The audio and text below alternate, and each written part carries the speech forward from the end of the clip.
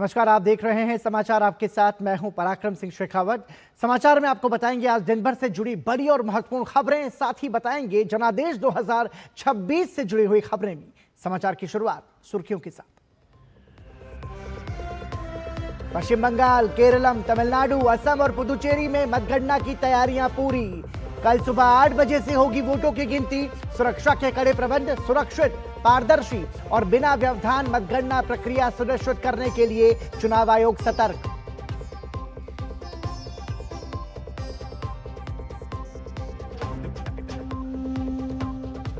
Satellite दृष्टि launch, optical और radar दोनों से फोटो लेने में सक्षम। प्रधानमंत्री मोदी ने की तारीफ।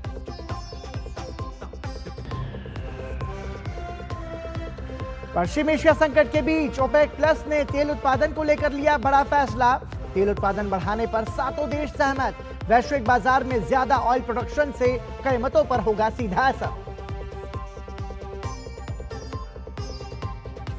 सोमवार को उत्तर भारत के कई हिस्सों में गरज चमक और तेज हवाओं के साथ हो सकती है भारी बारिश। मौसम विभाग ने जारी किया ऑरेंज अलर्ट। और कैलाश मानसरोवर यात्रा का आधिकारिक कार्यक्रम जारी। 30 जून से होगी यात्रा की शुरुआत। इस वर्ष कुल 10 दलों में लगभग 500 श्रद्धालु पवित्र कैलाश पर्वत और मानसरोवर झील के करेंगे दर्शन।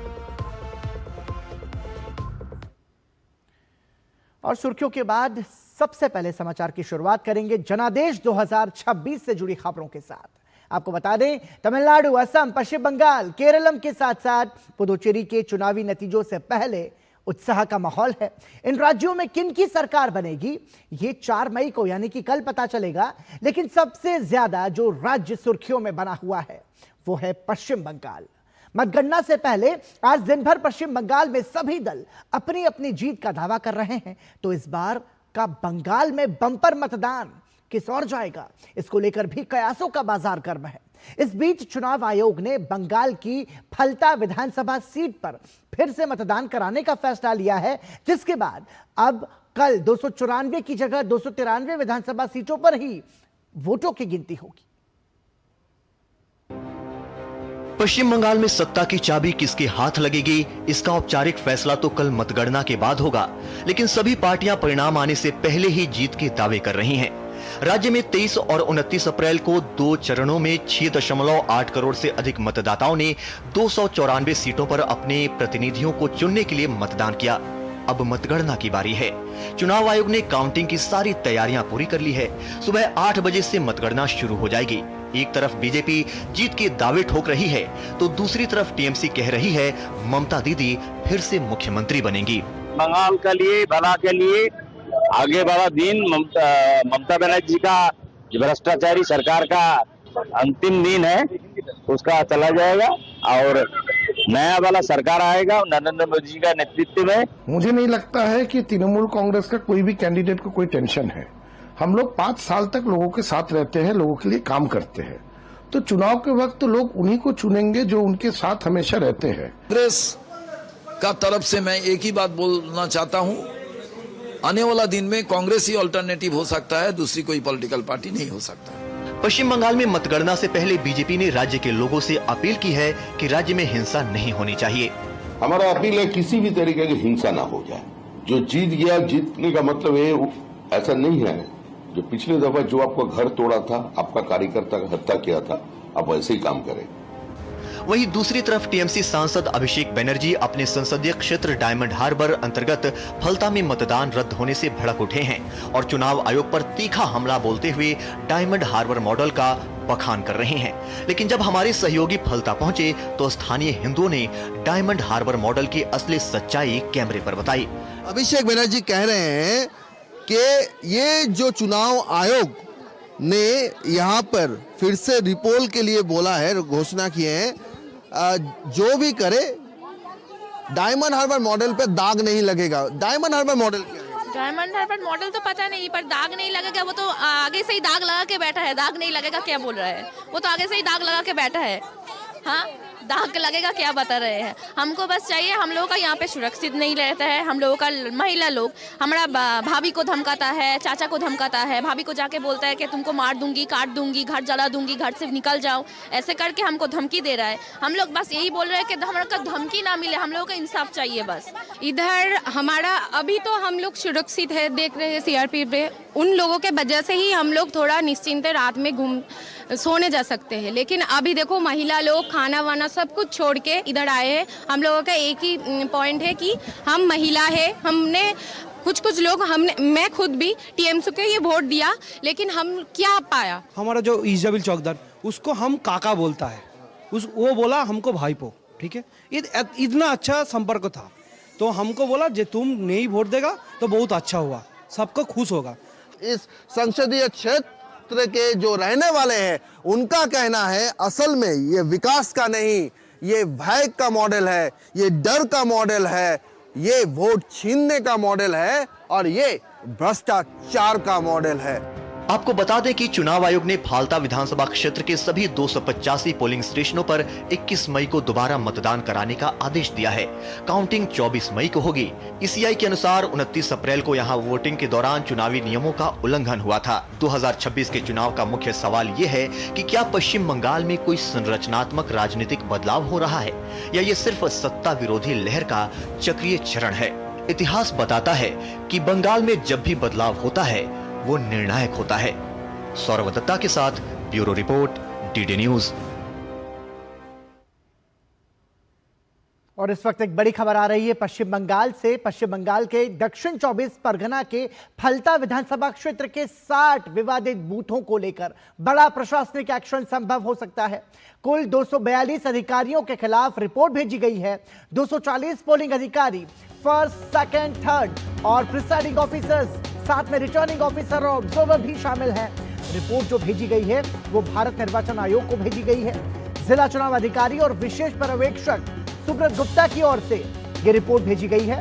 रिपोर्ट में जो आरोप है वो भी आपको बताते हैं। ड्यूटी में लापरवाही की शिकायतों को नजरअंदाज करना ये बड़ा आरोप है। इसके साथ ही समय पर कार्रवाई नहीं करना और साथ ही जो गंभीर आरोप लगाए गए हैं इस रिपोर्ट के माध्यम से, उनमें संबंधित बूथों पर ईवीएम पर ब्लैक शैड लगाए जाने की बात जो है वो सामने आई है। रिटर्निंग ऑफिसर ने इसे स्वीकार भी कर लिया है, लेकिन तुरंत कार्रवाई क्यों नहीं हुई, इस पर सवाल बना हुआ है। प्रशासनिक सूत्रों के अनुसार जब मामला सीईओ कार्यालय के संज्ञान में आया तब वोटिंग 38% थी। कार्रवाई होते होते मतदान 62% तक पहुंच गया। देरी और वोटिंग रोकने के निर्देश क्यों नहीं दिए गए और इसकी जांच जारी। कोलकाता में उच्च स्तरीय जांच की बात यहां पर कही जा रही है। आयोग के सचिव और अन्य वरिष्ठ अधिकारी सीईओ ऑफिस में बैठकर वेबकास्टिंग फुटेज की जांच कर रहे हैं। बूथवार फुटेज का बारीकी से विश्लेषण किया जा रहा है और विशेष पर्यवेक्षक ने कड़ी अनुशासनात्मक कार्रवाई की सिफारिश की है। आयोग ने संकेत दिए कि कई अधिकारियों का सस्पेंशन लगभग तय है और कुछ के खिलाफ नौकरी से संबंधित बड़ा फैसला भी हो सकता है। तो फलता विधानसभा क्षेत्र से ये बड़ी खबर इस वक्त आ रही है। कुल 242 अधिकारियों के खिलाफ ये रिपोर्ट भेजी गई है और ज्यादा जानकारी के लिए हमारे सहयोगी सौरभ दत्ता लगातार हमारे साथ बने हुए। हम देख रहे हैं ग्राउंड रिपोर्ट वो पश्चिम बंगाल चुनाव की हम तक पहुंचा रहे हैं। सौरभ, समझना चाहेंगे आपसे ये बड़ी कार्रवाई, क्योंकि 242 अधिकारी और उनमें सीधे तौर पर यह बात है कि जब आपके सामने जानकारी थी कि कुछ गड़बड़ी हो रही है तो कार्रवाई आपने क्यों नहीं की? सीधा सा सवाल यही है।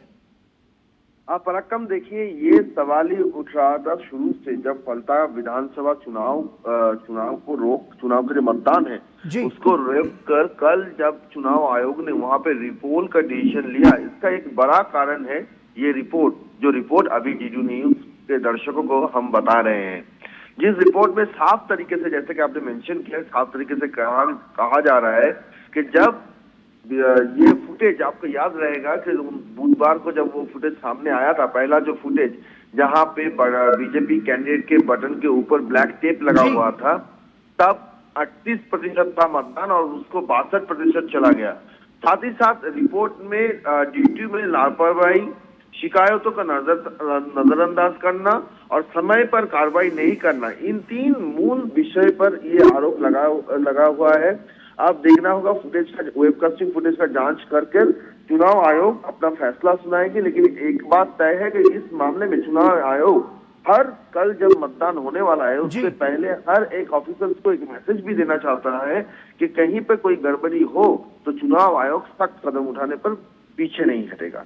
बिल्कुल सौरभ, और जिस तरीके से पश्चिम बंगाल की सियासत का ट्रेंड रहा है बीते कुछ दशकों से जो हमने देखा है, उसमें फिर जब इस बार जनादेश 2026 के तहत पश्चिम बंगाल में जिस तरीके से पुलिस एक्शन फोर्स वहां पर तैनात किया गया, तो सवाल ये उठ रहे थे कि आखिर इन सब की जरूरत क्या है। ममता बनर्जी खुद इस बात का विरोध कर रही थी, लेकिन इतना होने के बावजूद, इतनी भारी संख्या में पुलिस बल तैनात करने के बावजूद हमने देखा पश्चिम बंगाल की स्थिति क्या है। हम नहीं भूल सकते कि किस तरीके से पश्चिम बंगाल में भाजपा विधानसभा के प्रत्याशी, जो कि विधायक के प्रत्याशी थे भाजपा के, उनको दौड़ा दौड़ा कर पीटा जा रहा था। वो वीडियो हम सभी ने देखा है। और जिसका जिक्र किया जा रहा है कि जब बीजेपी के ईवीएम में, बीजेपी के उसके सामने जब आप काला टेप चिपका देते हैं और उसके बाद इस तरीके का जब एक्शन लिया जा रहा है, तो आप ये सोचिए कि स्थिति कितनी ज्यादा चिंताजनक और गंभीर है पश्चिम बंगाल के लिए। पराक्रम, देखिए यही सवाल उठ रहा है बार बार टीएमसी की तरफ से, जब पलटा के चुनाव को रोककर, चुनाव को मतदान को रोककर रिपोर्ट का ऐलान किया गया कल चुनाव आयोग की तरफ से, तब से लेकर टीएमसी की तरफ से ये कहा जा रहा है फिर इतने सारे केंद्रीय बल क्यों वो नहीं रोक नहीं पाए। लेकिन इस रिपोर्ट से जो पता चलता है, जो चोरी हुआ है या फिर जो भी वहां पर गड़बड़ी हुआ है, वो उसके साथ चुनाव को लेकर वायलेंस या फिर उसका उतना संपर्क नहीं है जितना चुनाव के पोलिंग स्टेशन के बूथ के भीतर वहां पे ईवीएम पे टेप लगाकर जो प्रिसाइडिंग ऑफिसर्स थे, जो पोलिंग ऑफिसर्स थे, कुल मिलाकर जो 200-250 जो ऑफिसर्स थे, उनके जरिए ये पूरा सिस्टम को रन किया गया है। अब इसके पीछे कौन था, इसके कहने पर इतने सारे अधिकारी धृतराष्ट्र बनकर पूरे विषय पर बने रहे, इस बात की जांच हो रही है। किसका कितना दोष है वो चुनाव आयोग समझने की कोशिश कर रहा है, और फिर आगे चल के पता चलेगा कि इन सारे अफसरों के एगेंस्ट जो जांच होगा, जांच से पता चलेगा कि आखिर में कौन कौन इन्वॉल्व थे और किस लिए इन्वॉल्व थे, किसके कहने पर इन्वॉल्व थे, और क्यों डायमंड हार्बर मॉडल चैलेंज हुआ है चुनाव आयोग के द्वारा, ये रिपोर्ट वो भी दर्शाता है। पराक्रम सौरभ, इसके साथ साथ यहाँ पर जिक्र करना होगा कि जब ये कहते हैं कि डायमंड हार्बर को लेकर के, कि डायमंड हार्बर मॉडल को बीजेपी की गुजराती गैंग के लोग कोई खरोच भी नहीं पहुंचा सकते, लेकिन ग्राउंड जीरो से जो लोगों की प्रतिक्रिया है वो तो सौरभ आपने बताई, आपके माध्यम से पूरे देश ने देखी। और इसके साथ साथ अभिषेक बनर्जी जब ये कहते हो कि 10 जन्म ले लो उसके बाद भी फलता विधानसभा सीट भाजपा नहीं जीत सकती, इसका क्या कुछ मतलब है? देखिए, ये जो रिपोर्ट हम हमारे दर्शकों को बता रहे हैं, इस रिपोर्ट में जो पॉइंट है जी, आप देख रहे हैं कि 38% में पहली बार ये मामला सामने आया, और जब तक चुनाव आयोग कुछ करता तो वो 62% पहुंच गया। मतलब जब वो फुटेज बाहर आया तब तुरंत उसके बाद और भी तेजी से मतदान किए गए हैं, ऐसा ही कहना पड़ेगा। जो 38% चुनाव आयोग तो तुरंत ही काम कर रहा था, तो कैसे 62% तक पहुंच गए। अब जो 240 जो पोलिंग आधिकारिक इस पूरे प्रोसेस में इन्वॉल्व है, जिनका दोष पाया गया है, जिनके जांच चल रहा है, जिनके ऊपर आरोप है, इसके चलते ये समझ सबसे बड़ी हैरानी वाली बात है कि यानी सिर्फ डराना धमकाना नहीं, बंगाल में डायमंड हार्बर मॉडल का मतलब है पोलिंग स्टेशन के भीतर उसको साइलेंटली एक सिस्टमेटिक रिगिंग प्रोसेस में उसको डाल दो। जो ऑफिसर्स है सबको उसको इस लाइन पे, स्ट्रीमिंग लाइन पर ले आओ कि कोई समझ भी नहीं पाएगा कि कैसे सब कुछ हो गया। वेबकास्टिंग कैमरा है, सब कुछ है, लेकिन फिर भी यही चुनाव का कहना है कि एक ईवीएम पे ब्लैक टेप लगाना, ये लगाया कौन वहां पर? कोई आम आदमी जाकर वहां पर लगा रहा है, तो प्रिसाइडिंग ऑफिसर क्या कर रहे थे, पोलिंग ऑफिसर क्या कर रहे थे, क्यों उनके विषय उनके नजर में नहीं आया? उस वक्त वेब कैम का फेस किधर था? वेब कैम पे ये बात आया है, इसीलिए फुटेज को जांच किया जा रहा है, हर फुटेज को, हर फ्रेम को जांच किया जा रहा है, इसको समझने के लिए कि ये डायमंड हार्बर मॉडल आखिर है क्या। पराक्रम लेकिन सौरभ, जब विधानसभा चुनाव की तैयारी हो रही थी पश्चिम बंगाल में, तो हमने देखा कि बड़ी संख्या में तबादले हुए प्रशासनिक अधिकारियों के, बड़े अधिकारियों के तबादले हुए शक, संदेह और कार्यप्रणाली के आधार पर। लेकिन अब आप ये सोचिए कि जब हम, कल तो जनादेश है, कल तो परिणाम सामने आने हैं, उसके बाद में जब ये निकल करके सामने आ रहा है कि 1, 2, 4, 10 नहीं 242 अधिकारी, और वो अधिकारी जो कि चुनाव की प्रक्रिया में शामिल थे, उन पर ड्यूटी में लापरवाही बरतने का आरोप है, लापरवाही को नजरअंदाज करने का आरोप है। तो ये बहुत बड़ा आरोप है सौरभ। सच्ची में ये बहुत बड़ी आरोप है। जब एसआईआर प्रोसेस चल रहा था, जैसे कि आपने जिक्र किया, एसआईआर प्रोसेस के चलते भी देखा गया है कि जो प्रोसेस के साथ इन्वॉल्व थे उनका एक रोल था। ये जो लॉजिकल डिस्क्रिपेंसी को लेकर टीएमसी का जो है ना, आम आदमी के परेशानी को लेकर टीएमसी जो इतना पब्लिक में इतना दुख जता रहे थे, इसके लिए एक सवाल उठ रहा था कि वो जो ऑफिसर्स जब सस्पेंड हुए थे एसआईआर के प्रोसेस में, तब भी ये बात उठा था कि ये ऑफिसर्स जानबूझकर आम आदमी के भीतर एक रोष, एक आक्रोश पैदा हो, एक नेगेटिविटी पैदा हो एसआईआर को लेकर, इसलिए ये काम कर रहे हैं। ये आरोप बीजेपी ने कहा था, ये आरोप बीजेपी की तरफ से था कि इसलिए लॉजिकल डिस्क्रिपेंसी के नाम पर असल में टीएमसी जानबूझकर पॉलिटिक्स कर रही है, आम आदमी को परेशान कर रही है। आज देखा जा रहा है कि वो लोग सिर्फ एसआईआर प्रोसेस में शामिल नहीं थे, वो लोग चुनाव प्रोसेस में भी शामिल है। और ये जो पूरा सिस्टम है, यही पर विपक्ष का कहना है, असल में बंगाल में पूरे एडमिनिस्ट्रेशन का एक पॉलिटिसाइजेशन हो चुका है, एक राजनीतिकरण हुआ है, जिसको बंगाल को निकालना चाहते हैं भाजपा। ऐसा कहना है भाजपा का। चुनाव आयोग का कहना है कि चुनाव आयोग पॉलिटिक्स में नहीं जाना चाहता। चुनाव आयोग चाहता है कि एक सच प्रोसेस हो, एक निष्पक्ष, भयमुक्त चुनाव वो बंगाल के लोगों को उपहार देना चाहते थे, और वो चुनाव आयोग ने करके भी दिखाया है। निश्चित रूप से सौरभ, इस मामले में चुनाव आयोग की यहाँ पर प्रशंसा भी करनी होगी कि जिस ट्रांसपेरेंसी के साथ में उसने पूरे विधानसभा चुनाव को संपन्न कराया, खासतौर से पश्चिम बंगाल में, वो वाकई में काबिले तारीफ है। बहुत बहुत धन्यवाद सौरभ दत्ता इस तमाम जानकारी के लिए। तो फलता विधानसभा क्षेत्र को लेकर के बड़ा एक्शन होगा। 242 अधिकारी, वो अधिकारी जिन पर चुनाव प्रक्रिया के दौरान शिकायतों को नजरअंदाज करने और लापरवाही बरतने का आरोप लगा है, तो उनके खिलाफ बड़ा एक्शन हो सकता है। पश्चिम बंगाल की राजनीतिक हलचल के बीच विधानसभा में नेता प्रतिपक्ष और भाजपा उम्मीदवार सुवेंदु अधिकारी ने भवानीपुर में लक्ष्मी नारायण मंदिर में पूजा अर्चना की। नंदीग्राम और भवानीपुर विधानसभा सीट से चुनाव मैदान में उतरे सुवेंदु अधिकारी ने मंदिर पहुंचकर भगवान लक्ष्मी नारायण का आशीर्वाद लिया। इस दौरान उनके साथ पार्टी के कई स्थानीय नेता और समर्थक भी मौजूद रहे। दर्शन के बाद उन्होंने न सिर्फ अपनी जीत का दावा किया, बल्कि बंगाल में फिर से कानून व्यवस्था स्थापित करने की बात कही। अच्छा काउंटिंग होगा, सबको शांति बजाय रखना चाहिए, अंदर भी बाहर भी। ममता बनर्जी और उनकी भतीजे ने भड़काने के जो कोशिश किया, जो 5000 लोग को रखो, लाठी रखो, खेलने का सरंजाम रखो। वर्ल्ड का लार्जेस्ट पार्टी बीजेपी है। बीजेपी कोई कार्यकर्ता के ऊपर चोट लगेगा तो मुंह तोड़ जवाब होगा। लक्ष्मी नारायण मंदिर में पूजा कर लिया, भगवान हम लोग का साथ है। सनातन का हित रक्षा करने वाला सरकार आ रहा है। पश्चिम बंगाल का चुनाव सिर्फ सत्ता का नहीं, बल्कि सियासी वर्चस्व का भी चुनाव नजर आ रहा है। क्या 15 साल की सत्ता के बाद ममता बनर्जी चौथी बार वापसी करेंगी, या पहली बार भारतीय जनता पार्टी बंगाल का किला फतह करेगी? एग्जिट पोल के संकेत भाजपा के पक्ष में झुकते हुए दिख रहे हैं, लेकिन कुछ जानकार जमीन पर लड़ाई अभी भी कांटे की बता रहे हैं। भाजपा और टीएमसी की ओर से किन मुद्दों पर लड़ा गया चुनाव, और दोनों ही दलों के पक्ष में कौन से मुद्दे भारी नजर आ रहे हैं, देखिए हमारी इस रिपोर्ट में। पश्चिम बंगाल के नतीजे इस बार सिर्फ एक राज्य का फैसला नहीं, बल्कि राष्ट्रीय राजनीति की दिशा तय करने वाले माने जा रहे हैं। अगर भाजपा जीतती है तो यह संदेश जाएगा कि पार्टी ने पूर्वी भारत का सबसे मजबूत किला जीत लिया, और अगर ममता बनर्जी जीतती है तो वो राष्ट्रीय स्तर पर विपक्ष का सबसे बड़ा चेहरा बनकर उभर सकती हैं।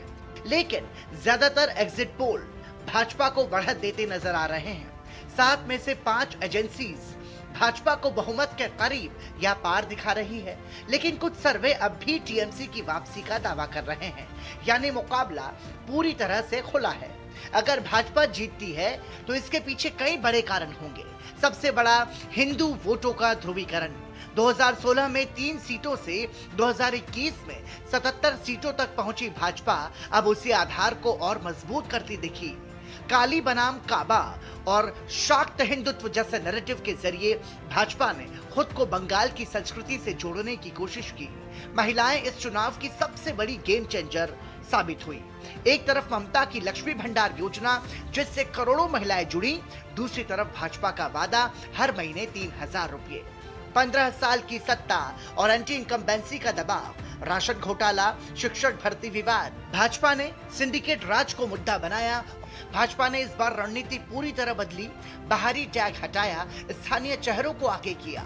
80,000 से ज्यादा बूथों पर डेटा एनालिसिस, पन्ना प्रमुख और मैन टू मैन मॉडल लागू किया, यानी लड़ाई सीधे वोटर तक पहुंचने की। टीएमसी ने जहां भाजपा को बंगाल की संस्कृति के खिलाफ बताया, तो वहीं भाजपा ने खुद को स्थानीय हिंदुत्व से जोड़ने की कोशिश की। यानी ये चुनाव सिर्फ राजनीति नहीं, पहचान की लड़ाई भी बन गया। इस प्रकार पश्चिम बंगाल में लड़ाई बेहद दिलचस्प है। एक तरफ भाजपा जो पहली बार सत्ता के इतने करीब दिख रही है, तो वहीं दूसरी तरफ ममता बनर्जी जो लगातार चौथी जीत की ओर बढ़ रही है।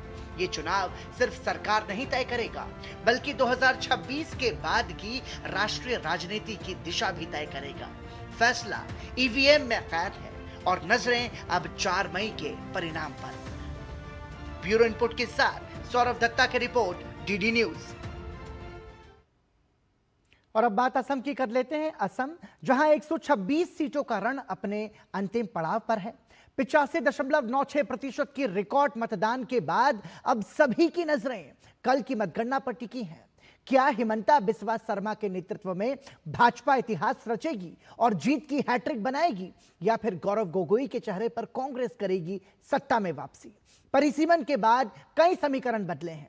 गठबंधनों की नई बिसात और रिकॉर्ड मतदान के बाद असम को लेकर सभी दल अपनी अपनी जीत का दावा भले ही कर रहे हों, लेकिन जनता किसके हक में जनादेश देगी, इसको लेकर भी सभी की दिलों की धड़कनें बढ़ी हुई हैं। असम में चुनावी लड़ाई अब अपने आखिरी चरण में पहुंच गई है। देश भर की निगाहें सोमवार को आने वाले नतीजों पर टिकी हुई है। असम में 126 सीटों के लिए 9 अप्रैल को एक ही चरण में मतदान हुआ। बहुमत के लिए 64 सीटों की जरूरत है। इस बार 85.96% मतदान हुआ, जो अब तक का सबसे ज्यादा है। यानी जनता ने बढ़ चढ़कर हिस्सा लिया। करीब 2.5 करोड़ मतदाता और 700 से ज्यादा उम्मीदवारों की किस्मत ईवीएम में कैद है। इस चुनाव में सीधी टक्कर है बीजेपी नीत एनडीए और कांग्रेस नीत असम सोन मिलितो मोर्चा के बीच। एक तरफ मुख्यमंत्री हिमंता बिस्वा शर्मा है, तो दूसरी ओर कांग्रेस के गौरव गोगोई। विधानसभा चुनाव के नतीजों को लेकर दोनों ही गठबंधन पूरी तरह तैयार हैं और अपनी अपनी जीत का दावा कर रहे हैं। कांग्रेस पार्टी ने बहुत मजबूती से चुनाव लड़ा है। कैंडिडेट्स हम सब मिले थे, कैंडिडेट से हमने जानकारी ली है और कांग्रेस पार्टी को बहुत अच्छे वोट मिलेंगे। अलायंस सरकार बनाएगा। का जो मतदान हुआ है, वो मतदान के जो एक रुझान आया है, एक आंकड़ा आया है, उस आंकड़ा के हम आगे जा करके बीजेपी एनडीए असम में तीसरी बार के लिए मजबूती के साथ सरकार बनाएगा डॉक्टर हिमंता बिस्वा शर्मा जी के नेतृत्व में। असम में इस बार चुनावी रण इसलिए भी खास है क्योंकि 2023 के परिसीमन के बाद यह पहला चुनाव है और यहीं से पूरी कहानी बदलती नजर आ रही है। 70 से 80% सीटों की सीमाएं बदली। एससी सीटें 8 से बढ़कर 9, एसटी सीटें 16 से बढ़कर 19 हो गईं। यानी 40 से ज्यादा सीटों का पूरा गणित बदल गया और मुकाबला पहले से ज्यादा दिलचस्प हो गया। इस बार चुनाव में कई बड़े फैक्टर सामने हैं। घुसपैठ और असमिया पहचान बीजेपी का बड़ा मुद्दा है, तो वहीं कांग्रेस ने पीपल्स चार्जशीट के जरिए सरकार पर हमले तेज किए। महिलाओं के लिए योजनाएं एक तरफ अरुणोदय स्कीम, तो दूसरी तरफ कांग्रेस का कैश ट्रांसफर वादा। चाय बागान के 6 लाख से ज्यादा श्रमिक जो 36 सीटों पर निर्णायक भूमिका में हैं, बीजेपी विकास और स्थिरता के मुद्दे पर चुनाव लड़ रही है। 5 लाख करोड़ निवेश का वादा, बाढ़ मुक्त असम मिशन और शांति समझौते के जरिए उग्रवाद पर लगाम। बात भाजपा कर रही है तो वहीं कांग्रेस ने 5 बड़ी गारंटियां दी हैं। 25 लाख तक स्वास्थ्य बीमा, महिलाओं को सीधी आर्थिक मदद और 10 लाख लोगों को जमीन के अधिकार का वादा भी किया गया है। अगर पिछले चुनावों पर नजर डालें तो 2016 में बीजेपी पहली बार सत्ता में आई। 2021 में एनडीए ने 75 सीटों के साथ सरकार बनाई, लेकिन 2024 लोकसभा चुनाव में बीजेपी और कांग्रेस के वोट शेयर लगभग बराबर रहे, यानी मुकाबला अब पहले से ज्यादा कड़ा हो गया है। इस चुनाव में कई एक्स फैक्टर भी हैं। एआईयूडीएफ का अलग चुनाव लड़ना, जेएमएम और एएपी की एंट्री और दल बदल की राजनीति, साथ ही 10,000 से ज्यादा उग्रवादियों का सरेंडर और कई ऐतिहासिक शांति समझौते। क्या ये सब एनडीए के पक्ष में जाएगा या बदलाव की लहर बनेगी? असम में मुकाबला बेहद दिलचस्प है, लेकिन जितने भी एग्जिट पोल सामने आए हैं, सभी में बीजेपी की सत्ता में हैट्रिक लगते दिखाया गया है। रिकॉर्ड मतदान के बाद अब हर नजर 4 मई पर टिकी है। क्या हिमंता बिस्वा शर्मा बनाएंगे जीत की हैट्रिक या गौरव गोगोई लिखेंगे बदलाव की नई कहानी? Bureau report, DD news. कल केरलम, तमिलनाडु और पुदुचेरी में भी मतगणना होगी। केरलम में इस बार एलडीएफ और यूडीएफ के बीच सीधा मुकाबला है और भाजपा अपने सहयोगियों के साथ त्रिकोणीय बनाने का इसे काम कर रही है। तो तमिलनाडु में डीएमए और एआईडीएमके के बीच सियासी घमासान में नेता से अभिनेता बने विजय की पार्टी मुकाबले को बेहद दिलचस्प बना रही है। नजरें पुदुचेरी पर भी लगी हैं कि क्या एनडीए फिर से सत्ता में वापसी करेगी या फिर कांग्रेस को मौका मिलेगा। क्या है इन राज्यों का सियासी गणित, देखिए इस रिपोर्ट में। केरलम, तमिलनाडु और पुदुचेरी में भी मतगणना की तैयारियां पूरी हैं। सोमवार को आने वाले नतीजों का सभी को बेसब्री से इंतजार है। बात अगर केरलम की करें तो केरलम में 140 विधानसभा सीटों के लिए 9 अप्रैल को मतदान हुआ था और इस बार रिकॉर्ड 78.27% वोट पड़े, यानी 2021 के मुकाबले ज्यादा जनभागीदारी देखी गई। कुल 883 उम्मीदवार मैदान में हैं, जिनमें 778 पुरुष और 95 महिलाएं हैं। राज्य में सीधी टक्कर एलडीएफ, यूडीएफ और एनडीए के बीच है। 2021 में एलडीएफ ने 97 सीटों के साथ ऐतिहासिक जीत दर्ज की थी, जो केरलम की परंपरा के खिलाफ था, जहां हर चुनाव में सत्ता बदलती रही है। ऐसे में बड़ा सवाल है कि क्या इस बार भी बदलाव होगा या पिनराई विजयन सरकार वापसी करेगी। इस बार चुनाव कई बड़े मुद्दों पर लड़ा गया। सबसे बड़ा आर्थिक संकट, 3 लाख करोड़ से ज्यादा कर्ज, युवाओं की बेरोजगारी, 29% से ज्यादा युवा नौकरी की तलाश में है, महंगाई, नशा और भ्रष्टाचार के आरोप हैं। साथ ही मानव वन्यजीव संघर्ष, जिसने हजारों परिवारों को प्रभावित किया है, वो भी इस बार महत्वपूर्ण चुनावी मुद्दा है। केरलम की सबसे बड़ी चुनौती युवाओं का पलायन भी है। हर साल लाखों युवा रोजगार की तलाश में विदेश जा रहे हैं। राज्य की अर्थव्यवस्था सेवा क्षेत्र पर निर्भर है, लेकिन उद्योग और रोजगार की भारी कमी है। यही मुद्दे इस बार मतदान को प्रभावित करते नजर आए। तीनों गठबंधन ने बड़े बड़े वादे किए। एलडीएफ ने कहा गरीबी खत्म करेंगे और पेंशन बढ़ाएंगे, तो यूडीएफ ने 25 लाख तक स्वास्थ्य बीमा और युवाओं को आर्थिक मदद देने का ऐलान किया। बात एनडीए की करें तो एनडीए ने 3,000 रुपए पेंशन, मुफ्त पानी और एम्स जैसे बड़े प्रोजेक्ट का वादा किया, यानी जनता के सामने विकल्पों की कोई कमी नहीं है। इस चुनाव का सबसे बड़ा एक्स फैक्टर सत्ता विरोधी लहर बनाम वेलफेयर मॉडल है। क्या जनता बदलाव चाहेगी या योजनाओं पर भरोसा करेगी, ये देखना होगा। साथ ही एनडीए का उभार भी चुनाव को त्रिकोणीय और रोचक बना रहा है। वहीं बात तमिलनाडु की सियासत की करें तो 2026 का महासंग्राम यहाँ भी बेहद दिलचस्प है। राज्य में 234 सीटों पर चुनाव हुआ है और सत्ता की चाबी 118 का आंकड़ा पार करने पर निर्भर है। लेकिन इस बार मुकाबला सिर्फ 2 दलों के बीच नहीं, बल्कि बहुकोणीय हो चुका है। इस बार द्रविड़ राजनीति बनाम नई राजनीति, कल्याण बनाम विकास और परंपरा बनाम परिवर्तन की लड़ाई है। तमिलनाडु में इस बार कुल 5 करोड़ 67 लाख मतदाताओं ने अपने मताधिकार का प्रयोग किया है और इस बार रिकॉर्ड 85.10% मतदान हुआ है, जो 2021 के मुकाबले कहीं ज्यादा है। 4,000 से ज्यादा उम्मीदवार मैदान में हैं, जिनमें 2,200 से ज्यादा निर्दलीय उम्मीदवार हैं, यानी मुकाबला बेहद जटिल और दिलचस्प है। चुनाव के 3 बड़े चेहरे हैं। पहला है डीएमके गठबंधन का चेहरा यानी मुख्यमंत्री एमके स्टालिन और दूसरा एआईएडीएमके के नेतृत्व वाला एनडीए, जहां मुख्य चेहरा है एडप्पाडी पलानीस्वामी और वहीं तीसरा है अभिनेता विजय की नई पार्टी टीवीके, जो इस बार चुनाव को त्रिकोणीय बना रही है। इस बार सबसे बड़ा मुद्दा कल्याण बनाम शासन है। डीएमके अपने द्रविड़ मॉडल और कल्याणकारी योजनाओं पर भरोसा जता रही है, जबकि विपक्ष इसे फ्रीबी कल्चर बताकर आर्थिक बोझ का मुद्दा बना रहा है। साथ ही रोजगार, महंगाई और विकास भी बड़े मुद्दों में शामिल हैं। युवा वोटर इस बार निर्णायक भूमिका में हैं। टीवीके ने एआई और टेक्नोलॉजी आधारित विकास का नया नैरेटिव पेश किया है। जाति समीकरण भी इस चुनाव में बेहद अहम है। वन्नियार, थेवर, दलित और कांगू समुदाय हर सीट पर गणित बदल सकते हैं। साथ ही द्रविड़ पहचान बनाम केंद्र की राजनीति, भाषा, नीट और संघवाद जैसे मुद्दे भी चुनाव की बहस के केंद्र में हैं। एग्जिट पोल तस्वीर को और भी ज्यादा दिलचस्प बना रहे हैं। कुछ सर्वे डीएमके की वापसी दिखा रहे हैं तो कुछ एआईएडीएमके को बढ़त दे रहे हैं और कुछ सर्वे के अनुसार टीवीके किंगमेकर की भूमिका में नजर आ सकती है। वहीं पुदुचेरी की बात करें तो यहाँ भी लोगों को विधानसभा चुनाव के नतीजों का बेसब्री से इंतजार है।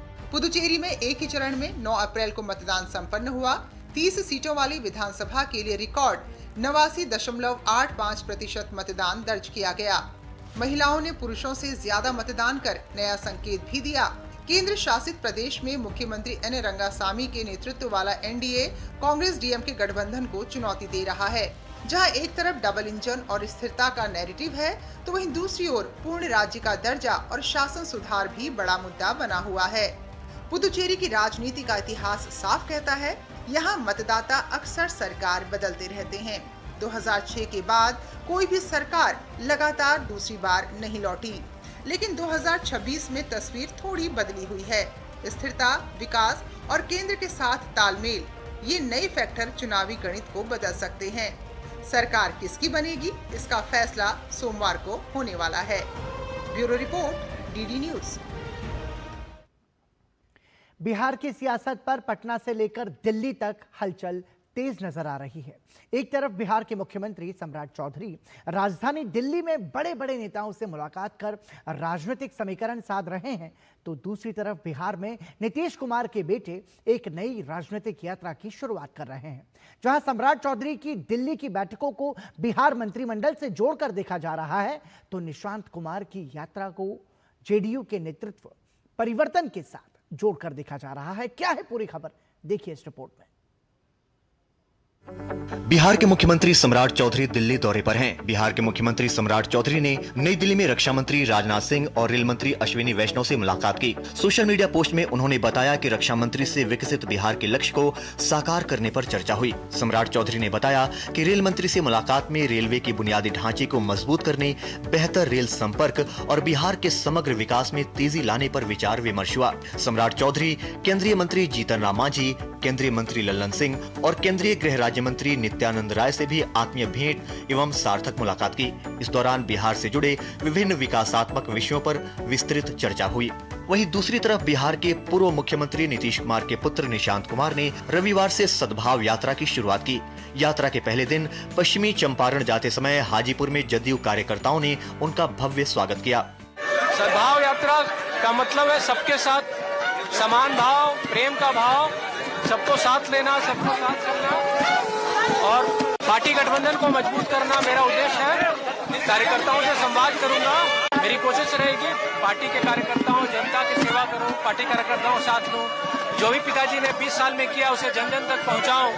जो उनके अधूरे काम है उसको पूरा करूं और सारे कार्यकर्ताओं का समर्थन चाहिए, उनसे संवाद करूंगा, उनसे समस्याएं सुनूंगा, क्या कहते हैं उसका समाधान निकालने की कोशिश करूंगा। यात्रा शुरू करने से पहले निशांत ने 7 सर्कुलर रोड स्थित आवास पर पिता नीतीश कुमार से आशीर्वाद लिया। इसके बाद जदयू कार्यालय पहुंचे, जहां शंखनाद और बिगुल बजाकर उनका स्वागत हुआ। Bureau report, DD news. केंद्रीय कानून एवं न्याय मंत्री अर्जुन राम मेघवाल ने अपने 1 दिवसीय झारखंड दौरे के दौरान अधिवक्ता सम्मेलन में भाग लिया। यह कार्यक्रम रांची में आयोजित किया गया। इस दौरान 12 year of legislative reform hand holding the justice system पर चर्चा हुई। कार्यक्रम में रक्षा राज्य मंत्री संजय सेठ के साथ झारखंड उच्च न्यायालय के न्यायाधीश, अधिवक्ता और न्यायिक सेवा से जुड़े लोग भी शामिल हुए। केंद्रीय मंत्री ने प्रधानमंत्री नरेंद्र मोदी के शासनकाल में न्यायिक सेवा के क्षेत्र में हुए कई महत्वपूर्ण सुधारों पर अपने विचार रखे। और केंद्रीय कानून एवं न्याय मंत्री अर्जुन राम मेघवाल ने रांची के आरोग्य भवन में एकल ऑन व्हील अभियान के तहत बस का शुभारंभ किया। ये बस सुदूरवर्ती ग्रामीण क्षेत्रों में पहुंचकर विद्यार्थियों को कंप्यूटर की शिक्षा प्रदान करेगी। इस अवसर पर रक्षा राज्य मंत्री संजय सेठ और पद्मश्री अशोक भगत मौजूद रहे। कार्यक्रम को संबोधित करते हुए केंद्रीय मंत्री ने कहा कि इस बस के परिचालन से ग्रामीण स्तर पर डिजिटल शिक्षा को काफी रफ्तार मिलेगी। एकल के माध्यम से जो ये कंप्यूटर लैब जाएगी, गांव में जाएगी, तो गांव का आदमी किसी कंप्यूटर सेंटर पे आकर के कंप्यूटर सीखे, उसकी बजाय गांव में ही लैब चली गई, वहां बैठ करके वो सीखेगा कंप्यूटर। ये अपना टैली भी सीखेंगे, हिसाब किताब रखने की बात भी सीखेंगे और स्किल डेवलपमेंट से अपना कोई रोजगार का अवसर भी ढूंढेंगे इस लैब के माध्यम से। वहीं कार्यक्रम में उपस्थित रक्षा राज्य मंत्री संजय सेठ ने कहा कि इस बस के माध्यम से एक साथ कई ग्रामीण विद्यार्थी कंप्यूटर की शिक्षा प्राप्त कर सकेंगे और ग्रामीण विकास को इसके माध्यम से गति मिलेगी। ये एकल का बहुत हम कहते हैं बहुत बड़ा काम है। ये 50वीं बस है और पूरे देश भर के अंदर सबसे ज्यादा झारखंड में शुरुआत हुई है। इसमें 18 बच्चे गांव, टोला, पंचायत, शहर के अंदर वार्डों में जाकर ये कंप्यूटर ट्रेनिंग देंगे ताकि आने वाले दिनों में वो अपना भविष्य सुरक्षित कर पाए। भारतीय रेल ने औषधि एक्सप्रेस के नाम से एक विशेष रेफ्रिजरेट रिफर कंटेनर रेक सेवा शुरू की है, जिसका उपयोग नियंत्रित तापमान में माल ढुलाई के लिए किया जाता है। औषधि express refrigerated refer container rack ने कल हैदराबाद के सनत नगर से नवी मुंबई से जवाहरलाल नेहरू पोर्ट के लिए अपनी यात्रा शुरू की। यह पहल जीवन रक्षक दवाओं और अन्य तापमान संवेदनशील यानी कि टेम्परेचर सेंसिटिव माल को सुरक्षित तरीके से एक स्थान से दूसरे स्थान तक पहुंचाने में मदद करेगी। बेंगलुरु स्थित निजी अंतरिक्ष स्टार्टअप गैलेक्सी आई का मिशन दृष्टि सफलतापूर्वक लॉन्च हो गया है। 190 किलोग्राम वजनी ये उपग्रह फाल्कन 9 रॉकेट के जरिए कैलिफोर्निया से अंतरिक्ष में भेजा गया। करीब 5 साल की मेहनत और देश में ही किए गए रिसर्च के बाद यह मिशन तैयार हुआ है, जिसमें आईएन स्पेस का भी महत्वपूर्ण सहयोग रहा है। प्रधानमंत्री नरेंद्र मोदी ने इस उपलब्धि पर टीम को बधाई देते हुए इसे भारत की अंतरिक्ष यात्रा में एक अहम मील का पत्थर बताया है। प्रधानमंत्री नरेंद्र मोदी ने कहा कि गैलेक्सी आई द्वारा शुरू किया गया मिशन दृष्टि अंतरिक्ष यात्रा में एक महत्वपूर्ण उपलब्धि है। विश्व के पहले ऑप्टोसा उपग्रह और भारत में निर्मित सबसे बड़ी निजी उपग्रह का सफल प्रक्षेपण नवाचार और राष्ट्र निर्माण के प्रति हमारे युवाओं के जुनून का प्रमाण है। बता दें कि मिशन दृष्टि की खासियत इसकी ऑप्टोसार तकनीक है, जो ऑप्टिकल इमेजिंग और सिंथेटिक अपर्चर रडार दोनों को एक ही प्लेटफॉर्म पर जोड़ती है। इससे हर मौसम और रात के समय भी उच्च रिजोल्यूशन तस्वीरें इसके माध्यम से मिल सकेंगी। ये उपग्रह कृषि, आपदा प्रबंधन और सीमा निगरानी जैसे क्षेत्रों में सटीक और भरोसेमंद डेटा उपलब्ध कराएगा। इस लॉन्च के साथ भारत के स्पेस सेक्टर में निजी कंपनीज की बढ़ती भूमिका और वैश्विक साझेदारियों की ताकत भी साफ तौर पर सामने आई है। बेंगलुरु स्थित निजी अंतरिक्ष स्टार्टअप गैलेक्सी आई का मिशन दृष्टि सफलतापूर्वक लॉन्च हो गया है, जैसा कि हमने आपको बताया। और इस उपलब्धि पर उपराष्ट्रपति सीपी राधाकृष्णन ने अपनी प्रसन्नता व्यक्त की है। उपराष्ट्रपति ने सोशल मीडिया प्लेटफॉर्म एक्स पर अपने संदेश में लिखा, मैं गैलेक्सी आई को मिशन दृष्टि के सफल लॉन्च पर बधाई देता हूं। यह दुनिया का पहला ऑप्टोसा इमेजिंग सैटेलाइट है और भारत में निजी तौर पर बनाया गया सबसे बड़ा सैटेलाइट है। यह उपलब्धि निजी अंतरिक्ष नवाचार के क्षेत्र में भारत की बढ़ती ताकत को दर्शाती है। अपनी उन्नत हर मौसम में और 24 घंटे पृथ्वी का अवलोकन करने की क्षमता के साथ मिशन दृष्टि भारत के वाणिज्यिक अंतरिक्ष इकोसिस्टम के लिए एक महत्वपूर्ण कदम है। मैं इस उपलब्धि के लिए टीम की सराहना करता हूं। सऊदी अरब, रूस और ओपेक प्लस के 5 अन्य देशों ने रविवार को अपने तेल उत्पादन कोटे में वृद्धि की है। यह कदम ऐसे समय में और भी महत्वपूर्ण हो जाता है जब संयुक्त अरब अमीरात ने अचानक इस समूह से बाहर निकलने का निर्णय लिया हो। 7 प्रमुख उत्पादक देशों ने जून के लिए अपने कुल उत्पादन कोटे में 1,88,000 बैरल प्रतिदिन की वृद्धि करने का फैसला किया है। ऐसा माना जा रहा है कि यह कदम पश्चिम एशिया में जारी संकट की वजह से तेल की बढ़ती कीमतों के बीच बाजार की स्थिरता बनाए रखने की प्रतिबद्धता का हिस्सा है। शनिवार को देश भर में लगभग 47 लाख घरेलू एलपीजी सिलेंडर्स वितरित किए गए, जिससे स्पष्ट है कि पश्चिम एशिया संकट के बावजूद गैस आपूर्ति में कोई कमी नहीं है। पेट्रोलियम मंत्रालय के अनुसार शनिवार को ऑनलाइन एलपीजी सिलेंडर बुकिंग में 99% की वृद्धि हुई और लगभग 47.4 लाख एलपीजी सिलेंडर्स की बुकिंग के मुकाबले लगभग 47 लाख घरेलू एलपीजी सिलेंडर्स वितरित किए गए। मंत्रालय ने यह भी कहा कि एलपीजी वितरकों में किसी भी प्रकार की कमी की सूचना नहीं मिली है। साथ ही जमाखोरी के खिलाफ शनिवार तक देश भर में 1900 से अधिक छापे मारे गए।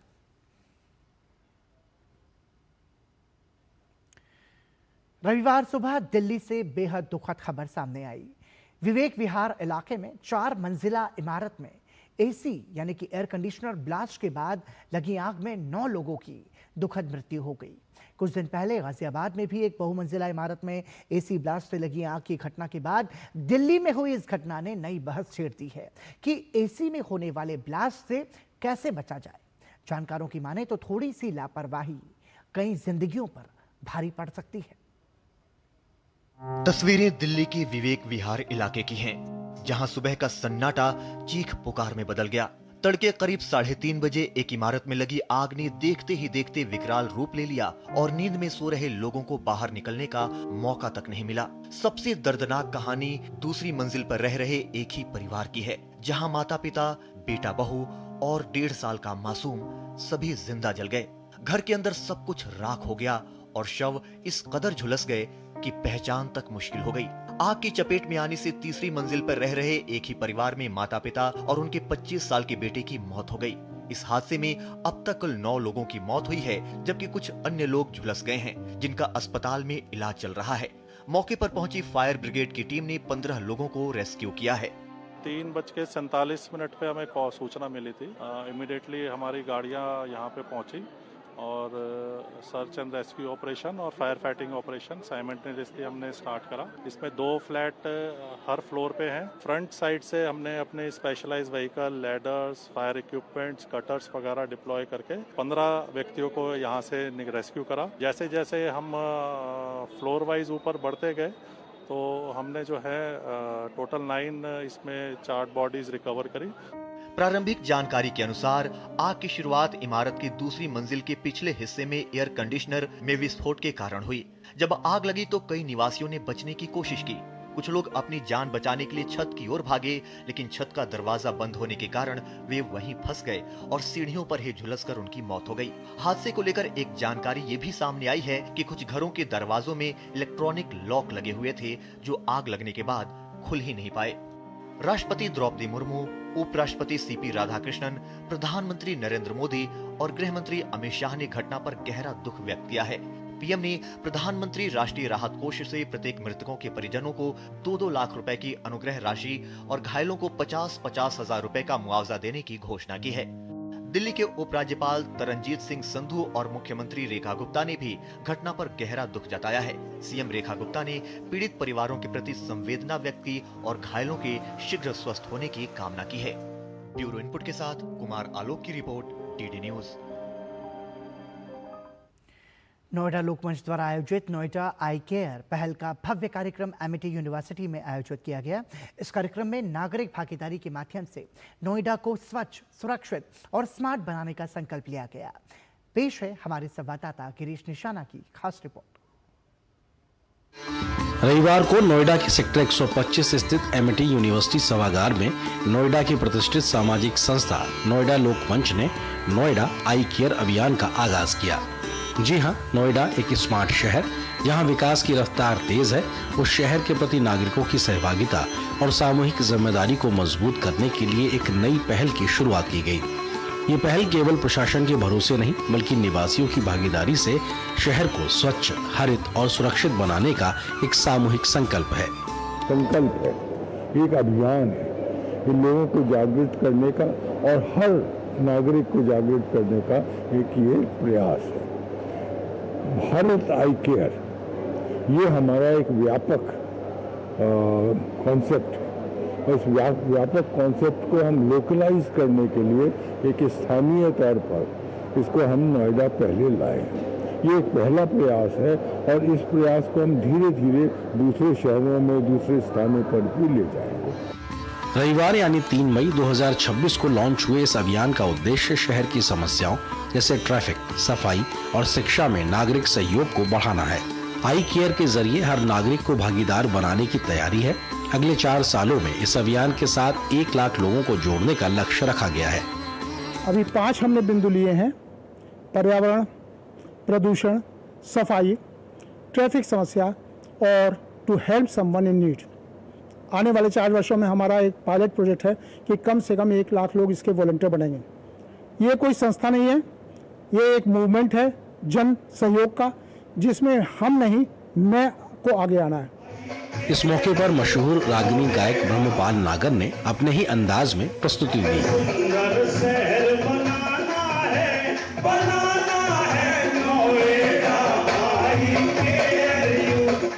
कई नाटकों के माध्यम से भी एक अच्छा संदेश देने का प्रयास किया गया।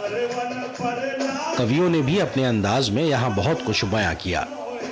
लोगों ने यहाँ नोएडा आई केयर संकल्प भी लिया। नोएडा को स्वच्छ, सुरक्षित और सुंदर बनाने, पर्यावरण और प्राकृतिक संसाधनों का संरक्षण करने, सार्वजनिक संपत्ति का सदुपयोग सुनिश्चित करने और नोएडा की संस्कृति को अक्षुण्ण रखने के योगदान देने का संकल्प लिया। मेरा शहर मेरी जिम्मेदारी। नोएडा आई केयर का मतलब केवल शहर में रहना ही नहीं, बल्कि उसकी परवाह भी करना है। स्वच्छ नोएडा, सुरक्षित नोएडा और विकसित नोएडा के सपने को साकार करने में नोएडा लोकमंच का यह कदम काबिले तारीफ है। कैमरामैन ललित कुमार के साथ गिरीश निशाना, डीडी न्यूज, नोएडा। दिल्ली की मुख्यमंत्री रेखा गुप्ता ने रविवार को दिल्ली मेट्रो के 32वें स्थापना दिवस कार्यक्रम में बतौर मुख्य अतिथि शिरकत की। इस मौके पर उन्होंने दिल्ली मेट्रो मैन का पुरस्कार प्रबंधक हरेंद्र कुमार को प्रदान किया, तो वहीं मेट्रो विमेन का पुरस्कार सुषमा यादव को दिया। सर्वश्रेष्ठ मेट्रो स्टेशन का पुरस्कार जहां लाजपत नगर को दिया गया, तो वहीं सर्वश्रेष्ठ डिपो का पुरस्कार नजफगढ़ को मिला। इस मौके पर दिल्ली की मुख्यमंत्री रेखा गुप्ता ने मेट्रो विस्तार को लेकर बड़ी घोषणा की। उन्होंने कहा कि मेट्रो के फेज 4 और फेज 5 के तहत विस्तार कार्य तेजी से आगे बढ़ रहा है और फेज 5B के अंतर्गत 7 नए कॉरिडोर पर काम शुरू करने की तैयारी तेज कर दी गई है। इससे राजधानी के विभिन्न हिस्सों के बीच कनेक्टिविटी और मजबूत होगी। 32वें स्थापना दिवस के अवसर पे ये खुशखबरी देना चाहती हूँ कि 7 नए कॉरिडोर जिस पे मेट्रो फेज 5B के तहत काम करना शुरू कर रहा है, वो है ढांसा बस स्टैंड से नांगलोई तक, जिसमें 12 किलोमीटर का ये पूरा का पूरा रूट बनने की प्लानिंग है। सेंट्रल सेक्रेटेरिएट से किशनगढ़ तक जो कि लगभग 16 किलोमीटर का रूट ये बनेगा।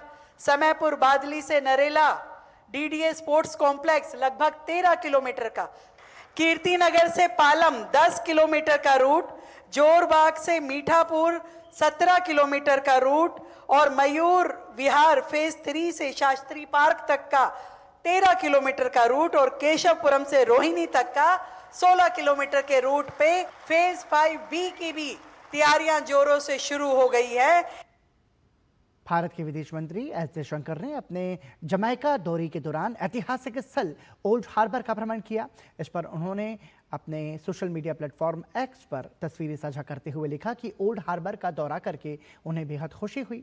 ये वही ऐतिहासिक स्थल है जहां 180 साल से भी अधिक पहले भारतीय जमैका पहुंचे थे। उन्होंने बताया कि इस दौरान उन्होंने भारतीय प्रवासी समुदाय के सदस्यों से भी मुलाकात की और देखा कि उन्होंने अपनी संस्कृति, परंपराओं और पहचान को किस तरह संजो कर रखा है। विदेश मंत्री ने आगे अपने संदेश में मंत्रियों बेप्सी ग्रेंज और एडमंड बाटलेट का उनकी गरिमा में उपस्थिति के लिए आभार भी व्यक्त किया। देश भर से बड़ी संख्या में मुस्लिम श्रद्धालु हज यात्रा के लिए सऊदी अरब के मक्का और मदीना जाने की तैयारी कर रहे हैं।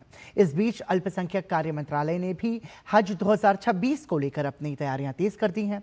केंद्रीय अल्पसंख्यक मंत्री किरेन रिजिजू ने बताया कि मंत्रालय हज 2026 के सुचारू संचालन के लिए सऊदी अरब स्थित भारतीय मिशन के साथ लगातार समन्वय कर रहा है।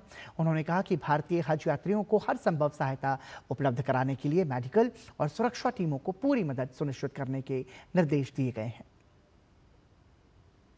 हमने अपने अथॉरिटी को आज भी मीटिंग करके सारे जो सेक्रेटरी, हमारा सीनियर ऑफिशियल्स, हज कमेटी ऑफ इंडिया और सऊदी अरब में जो भारत के जो मिशन है, उनसे हमारा आज मीटिंग हुआ वीडियो कॉन्फ्रेंसिंग से, और सबको बोला गया है कि हर एक गरीब मुसलमान का सपना पूरा करने के लिए पूरा हमारा तरफ से ताकत झोंकना चाहिए और हेल्थ को फिर से चेकअप किया जाए।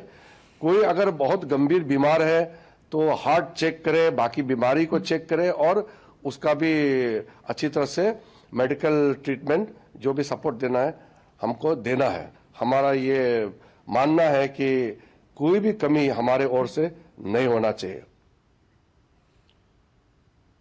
विदेश मंत्रालय ने इस वर्ष की कैलाश मानसरोवर यात्रा का आधिकारिक कार्यक्रम जारी कर दिया है। इस बार यात्रा की शुरुआत 30 जून से होगी। कार्यक्रम के अनुसार 4 जुलाई को दिल्ली से पहला दल रवाना होगा, जो 5 जुलाई को पिथौरागढ़ जिले के धारचूला स्थित आधार शिविर पहुंचेगा। इसके बाद 6 जुलाई को दल गूंजी पहुंचेगा, जहां आईटीबीपी की मेडिकल टीम द्वारा यात्रियों का स्वास्थ्य परीक्षण किया जाएगा।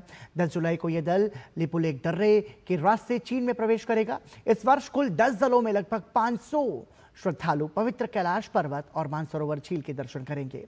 यात्रा का अंतिम दल 26 अगस्त तक अपनी यात्रा पूर्ण करेगा। पिथौरागढ़ के जिलाधिकारी आशीष भटगाई ने बताया कि जल्द ही बैठक कर व्यवस्थाओं को अंतिम रूप दिया जाएगा, ताकि यात्रा सुरक्षित और सुचारू रूप से संपन्न हो सके। नेपाल के विदेश मंत्रालय द्वारा कैलाश मानसरोवर यात्रा के संदर्भ में सीमा विवाद से जुड़े दावों पर भारत ने कड़ी प्रतिक्रिया दी है। विदेश मंत्रालय के प्रवक्ता रणधीर जायसवाल ने मीडिया के सवालों के जवाब में स्पष्ट किया कि इस मुद्दे पर भारत का रुख हमेशा से स्पष्ट और स्थिर रहा है। उन्होंने कहा कि लिपुलेख दर्रे 1954 से कैलाश मानसरोवर यात्रा का एक पारंपरिक मार्ग रहा है और दशकों से इसी रास्ते से यात्रा संचालित होती आ रही है। इसमें कुछ भी नया नहीं है। उन्होंने नेपाल के क्षेत्रीय दावों को खारिज करते हुए कहा कि इस तरह के दावे न तो उचित हैं और न ही ऐतिहासिक तथ्यों पर और साक्ष्यों पर आधारित हैं। उन्होंने इसे एक तरफा और कृत्रिम रूप से क्षेत्रीय दावों के विस्तार की कोशिश बताया, जो स्वीकार्य नहीं है। भारत ने यह भी दोहराया कि वो नेपाल के साथ द्विपक्षीय संबंधों के सभी मुद्दों पर रचनात्मक संवाद के लिए तैयार है। साथ ही लंबित सीमा विवादों को बातचीत और कूटनीति के माध्यम से सुलझाने की प्रतिबद्धता भी भारत की ओर से जताई गई है। चीन में भारत के नए राजदूत विक्रम डोराईस्वामी का बीजिंग में आगमन पर गर्मजोशी से उनका स्वागत किया गया। उनका स्वागत अब तक चीन में दूतावास की जिम्मेदारी संभाल रही एंजेलिन प्रेमलता और चीनी विदेश मंत्रालय के उपनिदेशक ली जियानबो ने किया।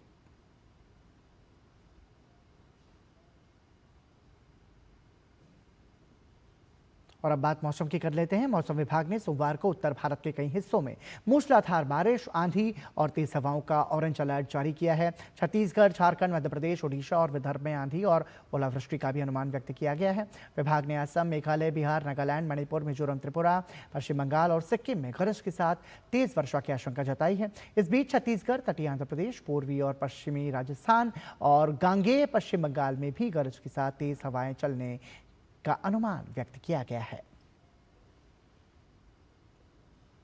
और इसी के साथ समाचार में अभी के लिए इतना ही। और कल जनादेश 2026 के तहत परिणाम का दिन है।